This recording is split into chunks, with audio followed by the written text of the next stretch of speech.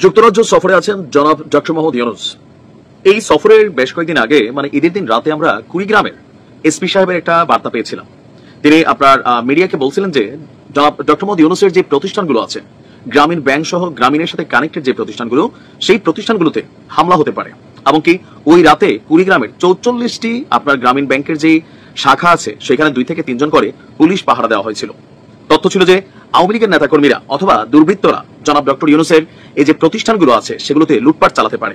তবে ঘটনা ঘটছে ঠিকই, কিন্তু কুড়িগ্রাম থেকে সরে গিয়ে এই ঘটনা ঘটেছে কক্সবাজারের চকরিয়া এলাকাতে। দর্শক, ডক্টর মোহাম্মদ ইউনূসের গ্রামীণ মৎস্য এবং পশু সম্পদ যে ফাউন্ডেশন আছে, সেই ফাউন্ডেশনের একটা বড় ধরনের প্রজেক্ট আছে। সেই প্রজেক্টে লুটপাট, ডাকাতি এমনকি মারধরের ঘটনা ঘটেছে কক্সবাজারের চকরিয়া উপজেলায়। ডক্টর মোহাম্মদ ইউনূসের মালিকানাধীন প্রতিষ্ঠান গ্রামীণ মৎস্য এবং পশু সম্পদ ফাউন্ডেশনের একটা মৎস্য ঘের আছে, মানে চিংড়ি মাছের যে বিদেশে এক্সপোর্ট করা হয় সেই চিংড়ি মাছের ঘের আছে। সেখানে আজকে আপনার মানে গতকালকে রাতে ডাকাতি হয়েছে, আর এই ঘেরের 4 জন কর্মচারীকে ব্যাপক মারধর করা হয়েছে। দিবাগত রাত 2:30টার দিকে গতকালকে চকরিয়া উপজেলার চিংড়ি জোনের রামপুর মৌজায় বিশাল প্রায় 300 একর আয়তনের একটা চিংড়ির ঘের আছে, সেখানে এই ডাকাতির ঘটনাটি ঘটেছে। আর বিষয়টি নিশ্চিত করেছেন খামার ব্যবস্থাপক উৎপল কান্তি চৌধুরী। তিনি বলছেন যে রাত 2:30টার দিকে অস্ত্রধারী 7 থেকে 8 জন ডাকাত আমাদের খামার অফিস এলাকায় ঢুকে পড়ে। ডাকাতরা খামার অফিসের কর্মকর্তাকে জিম্মি করে খামারে রক্ষিত বাগদা, কোরাল, বাটা সহ বিভিন্ন প্রজাতির মাছ এবং ঘেরের কর্মচারীদের মোবাইল, টর্চ লাইট ইত্যাদি লুট করে নিয়ে যায়। বিষয়টা নিয়ে অলরেডি থানার ওসিকে অবহিত করা হয়েছে। তিনি আরো বলছেন যে ডাকাত দল যখন রাতের আধারে লুট করছিল তখন কর্মচারীরা বাধা দিলে তাদেরকে ব্যাপক মারধর করা হয়।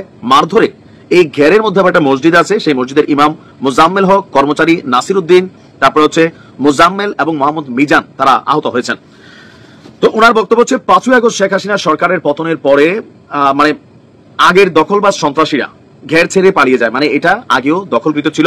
তো তারা পালানোর পরে গ্রামীণ মৎস্য এবং পশু সম্পদ ফাউন্ডেশন তারা আবার এটার দখল নেয় এবং এখানে তারা মাছটা শুরু করে, আর এর মধ্যেই এই ডাকাতির ঘটনাটি ঘটলো। ওসি সাহেব বলছেন যে মৌখিক অভিযোগের ভিত্তিতে পুলিশের একটি টিম ঘটনাস্থল পরিদর্শন করেছে আর আইনগত পদক্ষেপ নেওয়া হবে। এখন ওনার যত পরিমাণ প্রতিষ্ঠান আছে, এই প্রতিষ্ঠানগুলো কোথাও না কোথাও বিভিন্ন ভাবে এই মুহূর্তে টার্গেটেড অবস্থায় আছে।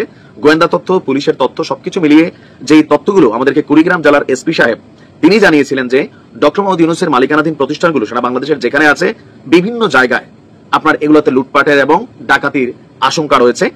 আর সেই অনুযায়ী আপনার তিনি কুড়িগ্রামে ব্যবস্থা নিয়েছেন। এখন প্রশ্ন হচ্ছে সারা বাংলাদেশে গ্রামীণের যেই পরিমাণ প্রতিষ্ঠান আছে সবগুলো প্রতিষ্ঠানকে কি পুলিশ পাহারা দেওয়া সম্ভব?